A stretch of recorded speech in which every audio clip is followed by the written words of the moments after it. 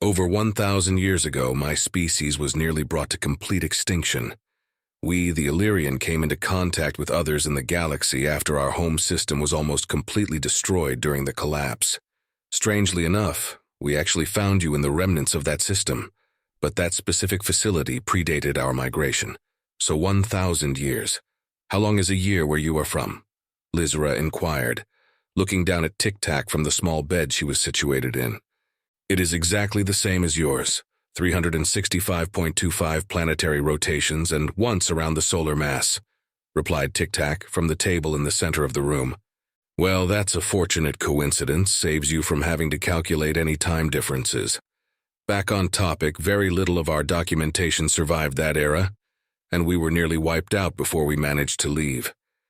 We used generational ships to look for a new world that might be suitable for us. After 100 years, we came across a planet that was habitable for our species. We met another species not long after and were invited into the core. At the time, the core was the standing representation of the nearly 200-odd species across the galaxy. All was well for a time, but slowly people started noticing small events that began to evolve into large changes over the centuries. More resources going into the worlds of the inner ring, the implementation of longer work hours, higher tax burdens for some but not others. Yet with these changes, those of us on the outskirts of the galaxy saw little improvement to our own quality of life. Everyone endured. Nobody truly desired to upset the status quo, fearing things could get worse. All was stagnant for a while and people lived in uncertainty. Then, about 50 of our years ago, someone leaked thousands of hidden records to the public's eye. Well, nobody knows who, but they released detailed documentation across all planets about billions of tons of resources and credits being diverted from the outer sectors into unknown projects. Nobody could find out where it was going, but the core never came forward to explain their actions. They dissolved representation from the outer worlds, and of course many of our people were quite upset with this. I mean, we were the ones putting in the work and having our resources taken from us, only to learn that most of it wasn't going towards anything that we would ever see or be able to use. Compound this with the fact that the species of the inner ring were living in a literal utopia, free of work and worry at our expense, and everyone was outraged. All across the outer worlds, people stopped working. They quit their jobs, refused to pay any taxes, and then the core sent in their peacekeepers to keep their great machine running. For years, the outer worlds were oppressed by the core and forced to continue laboring for even less than what we once had. Any who spoke out were silenced by the peacekeepers or died in mysterious accidents. Slowly, my species covertly re-established communication networks across the outer worlds, and 10 years ago we all made our move. Many of us were successful in driving the core and their peacekeepers from our systems. Others were less fortunate and were punished for their insolence. Those of us who succeeded started the outer front. Every species in the front has a different reason for wanting the core gone, but it's the one goal we all share. My species are experts in computer innovation and maintenance, but are also avid tacticians. Our little paws make it easy for us to work on the finer details of advanced electronics. But because we're so small, it makes it difficult for us to do any heavier lifting or fighting. The core had us mass-producing advanced circuitry and refining precise computer systems for them. Those who were lucky enough to be chosen for tactician roles were sent to live in the inner ring, as advisors for the peacekeepers. I remember my younger self being devastated when I scored 1 point under the threshold for a tactician spot. Looking back, I'm glad I didn't end up becoming one of those core sympathizers, bought out to betray my own kind. Argol's people, the Endurins, are one of the most exploited in the galaxy, used for any variety of manual labor jobs along with being the core's primary enforcers and the peacekeepers. Their willingness to get into a conflict and follow orders made them the perfect servants to the core. We were able to convince the Endurins on our world to aid us in our uprising, with the promise we'll work to free all of them when the time comes. Zate's species were being used for anything and everything the core didn't feel like allocating an AI for.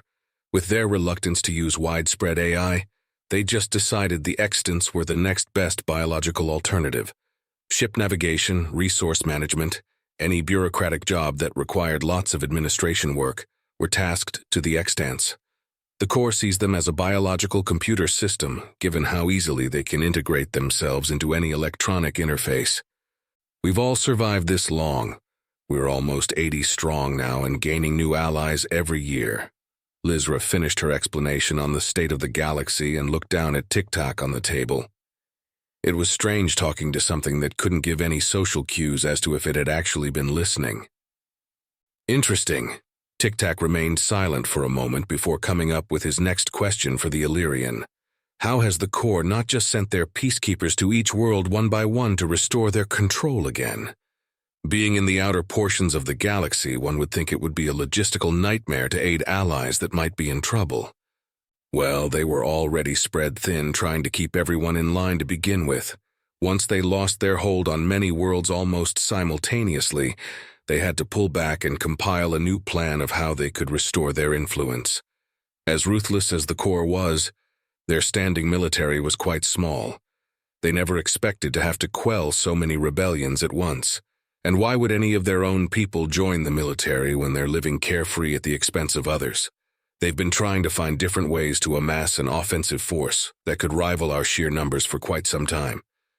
Nearly every citizen in the outer worlds is eager for an opportunity to get retribution for how they have been treated. So we have no issues filling up our forces. If they dedicated their forces to take a portion of our worlds, they would set themselves up to lose some of their own. And the last thing they want is to cause any sort of disturbance on their main worlds. Losing one of their own worlds would cause chaos among the wealthy elite in the inner ring, and their delicate ecosystem would come apart at the seams. Now each side is focusing on finding new ways to break through the stalemate and push the advantage. I could go on and on about every little thing that the Corps has done to us, but we would be sitting here swishing our tails all day. So what's your tale? I've never seen anything like the two of you. Where do you come from? And how did you end up trapped in an abandoned base in my old home system? I wish I had a better answer on our true origins. I do not know the finer details of it. Only 909 knows that half of the story in its entirety. But I'll tell you what I know as long as you promise not to bother him about it. He does not like reliving that part of his life. I'll try not to burden him with any more questions. If he isn't normally this pensive, then I just want him to get better. Actually, I've only ever known him like this. Well, this version of me, at least. His original moniker is WS909, and we have been together for 30 years. I was assigned to him moments after my creation. My sole purpose to be his tactical assistance computer, hence the name TAC. But I can only personally recall the last year before he was trapped in that facility.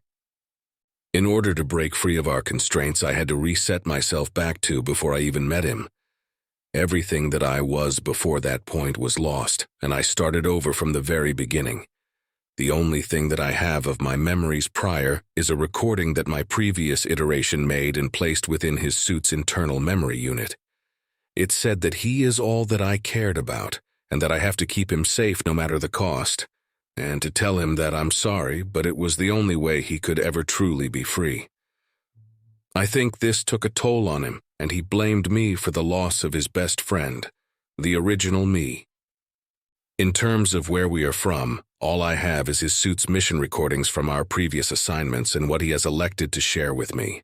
He talked to me a great deal in the weeks following the reset, but once he realized that who I was before was completely gone, he gave up on me. In the recordings, we did terrible things, and we did them with no regard for the ones who found themselves on the other end of our orders. It was only after we finished the missions that he realized the true ramifications of our actions. From the moment of his conception, he was made to be a weapon meant to kill or to die, nothing more. Once someone like him no longer served their purpose on a human ship, there were two options. They were retired or trained the next generation of human weapons. Because we were so good at our job, we were chosen as drills, the trainers.